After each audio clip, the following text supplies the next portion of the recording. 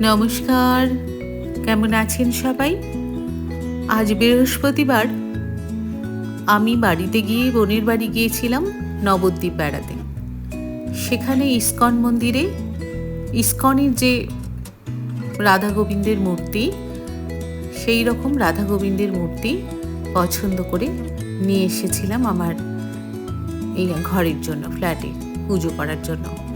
আমার বহুদিনের শখ ছিল রাধার কৃষ্ণের মূর্তি পুজো করার, তাই ওখানে গিয়ে এই রাধা গোবিন্দের মূর্তি আমার পছন্দ হলো, তাই ওখান থেকে নিয়ে এসেছি আমার এই ফ্ল্যাটে ভগবানকে।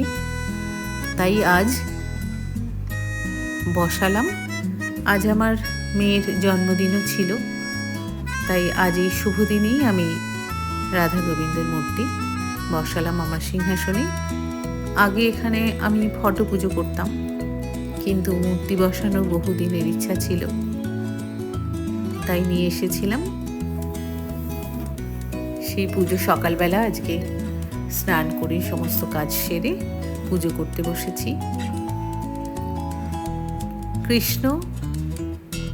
কৃষ্ণের গায়ের রং কালো আর রাধা সাদা।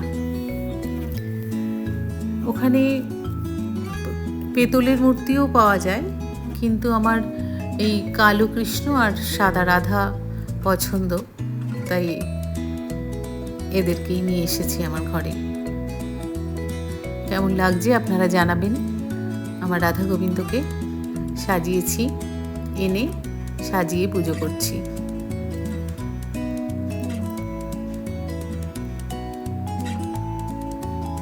যদি ভালো লাগে আপনাদের আমার ব্লগ, তাহলে নারী তুমি দশভুজা ইউটিউব চ্যানেলটা সাবস্ক্রাইব করে নেবেন আর ফেসবুক পেজটা ফলো করে নেবেন।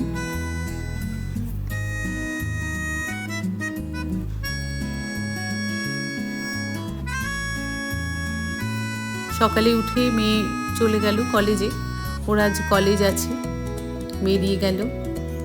তারপর বাড়ি থেকে ফিরেছি, সব ঘর দুয়ার নোংরা হয়েছিল, সেগুলো পরিষ্কার করা হলো।